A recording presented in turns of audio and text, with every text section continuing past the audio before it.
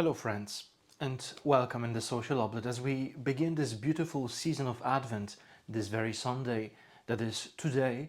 I want to reflect with you on two powerful images the Church gives us this very Sunday, a dream and a warning.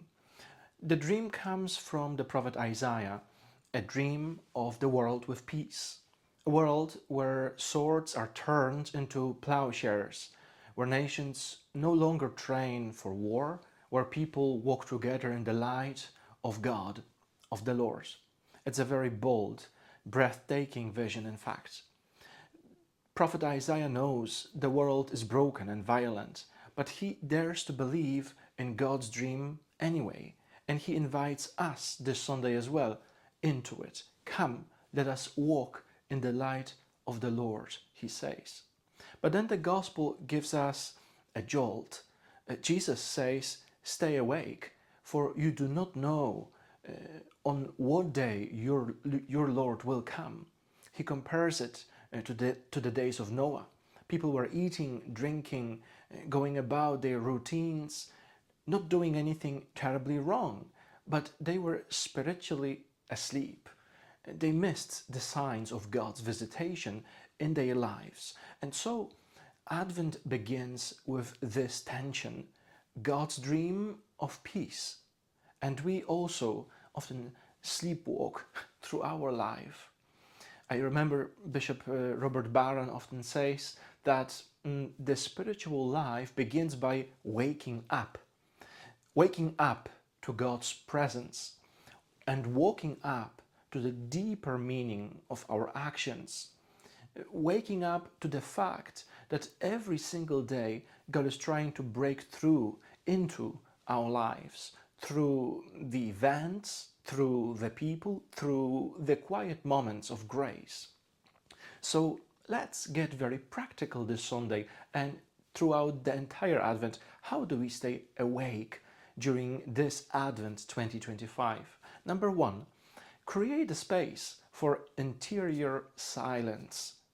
We live in a world filled with noise, with the phones, with the notifications, with endless distractions. But God usually speaks in whispers and in silence. So staying awake means choosing moments of quiet each day. Maybe it's a few minutes in the morning before touching your phone. Maybe it's driving without the radio for part of your commute. These small pockets of silence sharpen our spiritual senses. Uh, Number two is also very practical. Take a step toward reconciliation. Isaiah's dream of peace isn't just a global one, it's very personal. Uh, is there someone you've been avoiding in your life, a relationship that's strained, a bit of resentment you've been carrying with you? Advent is the perfect time to make a move towards healing. A text message, a call, a conversation, a prayer for someone who has hurt you. Peace always begins with these small acts of courage and reconciliation. Number three, pay attention to the people right in front of you, in your life, in your daily life. God's visitations are often hidden in very ordinary encounters. The lonely parishioner, the overwhelmed co-worker, perhaps a family member needing encouragement. Staying awake means asking in prayer first, Lord, how are you coming to me today? And then acting, acts of kindness, generosity, patience. This make Isaiah's dream real, one moment at a time. Number four, live as though Christ could come this very day, but not in fear, but in purpose. Imagine speaking, loving, forgiving, praying, as if this very day mattered eternally, forever. That kind of intentional living keeps our hearts awake and ready all of the time. So as we start this Sunday, our Advent journey, let the prophet Isaiah teach us to dream with God. Let Jesus teach us to stay awake for God's coming in our lives. My friends, the Lord is visiting us quietly, unexpectedly, very much daily. So let's not sleep through His arrival.